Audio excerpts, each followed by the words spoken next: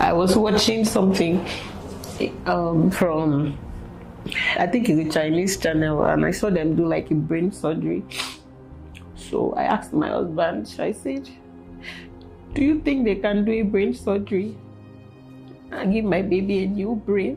Because if she has a new brain, then she'll be fine, you know. And he said,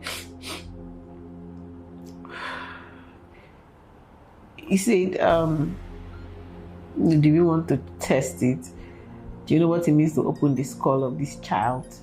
It's 50-50. Is it not the pain should go through? What if it doesn't work? Okay, then whose brain are you going to take from? Because when you wish that you have a brain of a child of this age, then that means you're wishing that another child of this age goes down so that this your baby can be well. So I feel like that's a little selfish.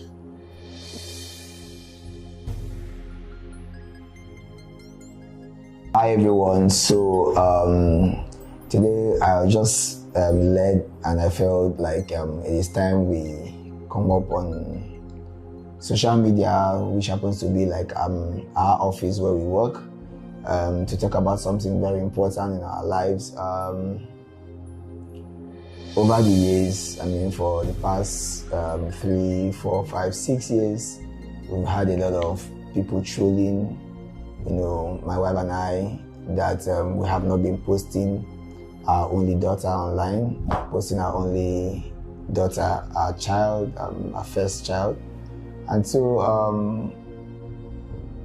not as if we shied away from it, but we felt like it wasn't too necessary at some point. But I think because we do a lot of family content, and so we show our kids online all the time, so people really want to know, why are we not showing our only daughter, who happens to be our first child. So today, we just want to come out and probably clear the air, and then clear the doubts of these people who have been mocking us and trolling us. Of course, you know, as I was discussing with my wife, I simply say, I told her that we just let them know that we shouldn't even mock the pains you do not understand, because I mean, as parents, we have some pains that has been quite very excruciating, but we decided to keep it aside and just move on with life.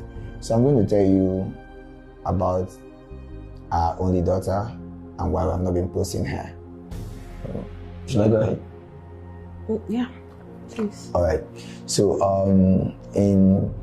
of course in 2015 was when we got married, and in 2016 my wife delivered of our baby girl. Her name is Eke Aya. All right, so the 19th of October. 19th of October 2016. Yeah. So now that night was one of the most horrible nights in our life, like very horrible night. I think on the 16th, on the 7th, 18 was when you started, the labor started. Yeah, on the 18th. It was a day before. It was like the early hours of the day. Early hours of the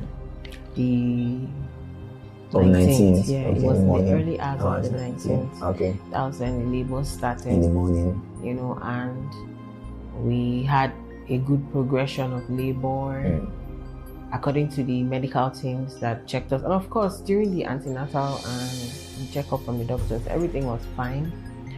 Even the placenta position, the water in the, you know, everything was fine basically up until the time for delivery, you know. And I think at some point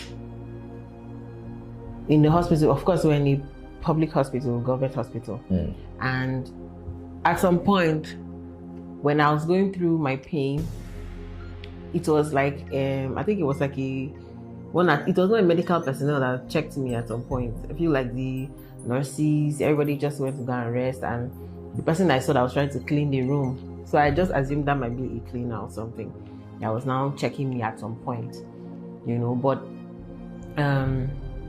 I had progressed greatly, and then the doctor came out like, okay, in the next few minutes or so, not up to an hour, you're going to have to start entering to push up, so that was the plan. And by the time it was time to push, we had some issues, and the baby's head will be coming out, and somehow it will slide back in. I don't know, the nurses were like shouting, and at some point they're not like that I should not allow the baby. They were acting as if maybe I was the one that was sucking the baby back inside of my body, or pushing the baby back, but the baby's head would crown, would be like push, that kind of thing. But at the end of the day, the baby came out. Baby was stressed, and baby was not crying or breathing. Not crying, let's say not crying. I think from that point, let me share my experience. I at least I saw some things happening inside there. Okay. So I don't know when they called you. Okay. But from my own point of view, the inside of the place, baby came out. They now, you know how they try to tap the baby. They now said, okay, oxygen, bring the oxygen, just casually, So you think that, okay, there's oxygen in the room. So they brought one container. So they carried that container and pressed straight to the baby's nose, poke up. And they're like, it's empty. They said, this thing is empty. There's no oxygen here. Can you bring oxygen? So that's where the whole drama started. So, so baby was brought out, with an oxygen mask, with a cylinder, and of course, the cylinder was not producing oxygen, but rather, some sort of water. So I had to unmask the baby and took my daughter into the car. Now the ambulance they brought, I think there was no fuel as at the time too. So I was left with the only option to drive with the baby. So my mother-in-law stepped into the car, and then we drove from General Hospital then to another hospital, to Teaching Hospital, and then... So in other words, what this actually meant was that in the whole of the hospital, there was no oxygen. No oxygen, yeah. So this is a baby that was gasping for air. For air already from the labor room, and now has no oxygen. To be transported, still gasping. For about over 5 to 10 minute distance, and they're even getting to Teaching Hospital again. We have to start filling forms and buying cards and all of that. And then the oxygen was still not in the building, so they had to send someone they had to say one of you people had to go to outside of there, down a little bit to get the oxygen, because distance. I was there with my friends as well, So and then I think even a lot of drugs that the baby needed that night, we had to run out to pharmacies to buy those drugs. Because it was not readily available in the hospital. So I was running from one place to the other, and guess what? My wife was in another hospital, also not strong.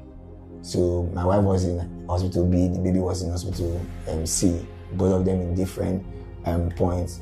But by the grace of God and the mercies of God, she was able to regain herself, and so that's how we now brought her to how do you call it? ICU, intensive care. SBU, right? Yeah. So that's how we brought her to the other hospital, and the baby was under the oxygen for almost a week. For almost a week. Yeah. How long did you guys stay in the hospital? We stayed for almost a month. Almost a month in the hospital, and from all this period, most of the time she has some crises and some other stuff like that. In some situations where in the hospital, right? Yeah, in the hospital. Of course, she was in the oxygen, and we had to run some tests. Had to put our eyes on. Of course, you guys know how these places can be. There's no special care for you. So even as a nursing mom with healing wounds, tears, that was really, really bad. Still had to check on these children, because sometimes, they had to teach us. At some point, we used to, say that we can work as nurses, because we really soaked herself into the everyday life of the children. So you have to, I think the baby entered some crisis sometimes, that you had to look for lines, and then they had to like shave her hair, to put drip on her head, and then while we are doing all this, they're also trying to run some tests, scan of the brain and all that, because of the extent of the lack of oxygen from birth. So then the analysis came, and then the diagnosis, right? Yeah. So when the diagnosis came, my husband had some people around there that because he used to do medicine and surgery, so they're like medical colleagues. So you know how your colleague wants to be open with you. I think I'll leave that for him to share. But by this time, doctors had, even if they want to try to give it to you in a very nice way, but they explained to me that based on the time the baby brain stayed without oxygen flow, which was up to 30 minutes or more than 30 minutes of gasping for air. So the damage was really, really extensive. Like, it was very, very serious. So they told her that told us that she had the cerebral palsy. Now, this is not your regular palsy. Let's say, you know how there are different types of burns. So this one was like a 3rd degree. It's a very serious level, because the injury to the brain caused serious damages that were medically irreversible. So of course, the diagnosis said she had severe cerebral palsy. And so that comes with a whole lot of implications, and so those are the implications we want to share with you here. So you could maybe share in our pains, but we'll tell you towards the end of this video how God also compensated us, and try to heal our wounds and all of that. So severe cerebral palsy actually means that the brain is totally damaged. So it therefore implies that our daughter is bedridden, so she can't walk the rest of her life. So we are not sure if she can see, because medically the eye is perfect, because we had to run some lot of eye tests. Yeah. So medically your eye is perfect, right? But because the brain is damaged, they cannot interpret whatever it is that she can see. So she's not. We don't know if she can hear. So she doesn't respond to sound, doesn't respond to sight. This year she's going to be, by the 19th of October, she's going to be 8 years old. But she's just there like a newborn baby. She's growing. She's really big, beautiful, with lots of hair. She looks so much like her father. She's her father's carbon copy, but like we said, she's always sleeping. Yeah, because the muscles are not acting right. Things are not going on well in her system. So she always has to be on her drugs. And somehow these drugs have to help the muscle to relax. They call them muscles suppress. I don't know what they call those drugs. So anytime we give her those drugs, she has to sleep. But whenever she's not asleep, she's in pain. So it's just a routine of sleeping. Like, you rarely. I know there was a time my son asked me, I was like, "Mommy, why is Ekel sleeping?" And I said, because she's not feeling too strong, So that is what she has to live with. Now she goes, of course, for therapy. She's been going for therapy since about 3 or so. From like even before a year. Even before a year. She has been on therapy for her whole life. And even when I had hopes, I kept pushing. I tried to check for hospitals in India, in Germany, anywhere. In fact, that time we didn't even have the money. We didn't even have money, but I was like, let me just have the hospital tell us, come.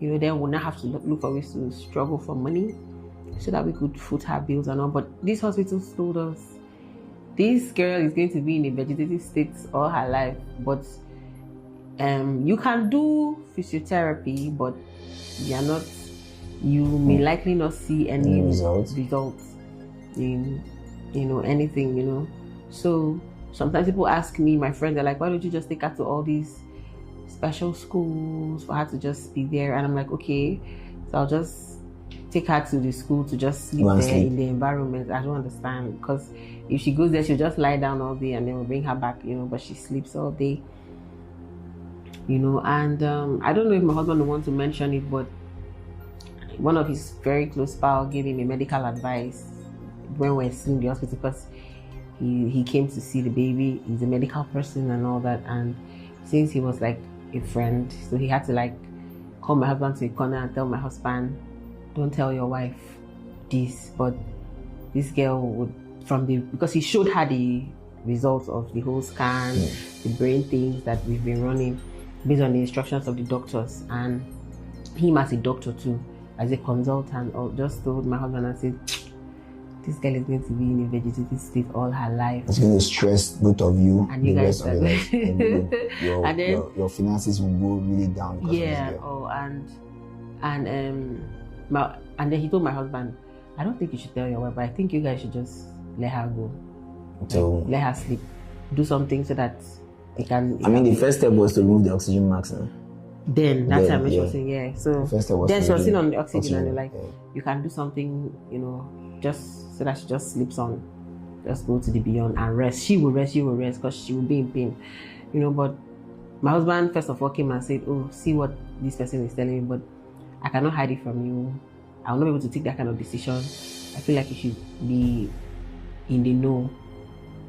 And when he told me, I was just crying. I was just crying that day. I was like, no, I can't. I said, and he said, no, he can't. That's what he told me to. And that if this is what God wants us to deal with for the rest of our lives, or for as long as he keeps her, then perfect. We'll deal with it together. So it's been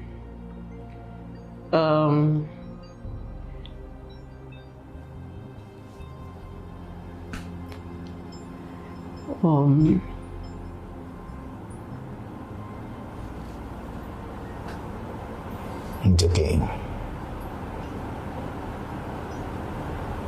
It's okay. There was a day I was watching something from, I think it's a Chinese channel, and I saw them do like a brain surgery. So I asked my husband, I said, do you think they can do a brain surgery and give my baby a new brain? Because if she has a new brain, then she'll be fine, And he said,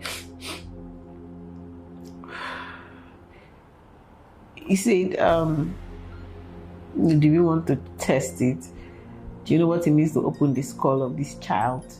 It's 50-50. Is it not the pain she would go through? What if it doesn't work? Okay, then whose brain are you going to take from? Because when you wish that you have a brain of a child of this age, then that means you're wishing that another child of this age goes down so that your baby can be well. So I feel like that's a little selfish, So he said, my husband said something. He said he would prefer she just rest rather than go through all those pains, medical things that may not even come out well, Plus he was like, China, they do a lot of testing. So you want to use your child to test when it's not yet confirmed that we can have a transfer. And whose child they want to kill in the process, So, well, I just thank God, because for me, even in this situation, I still see some miracles, I see some miracles.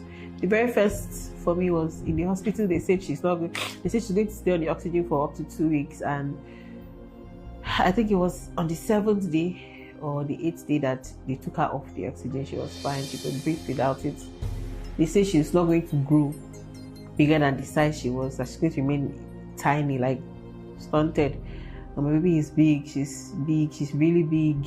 She's growing really big. Right now, she can't be carried anymore. She's a really big girl. And of course, because she's not physically active, she's really rather on the heavy side. And we have to, her doctors right now are saying we should, you know, watch her food, cut her food down so that she loses weight, you know. And I also feel like she's our good luck charm.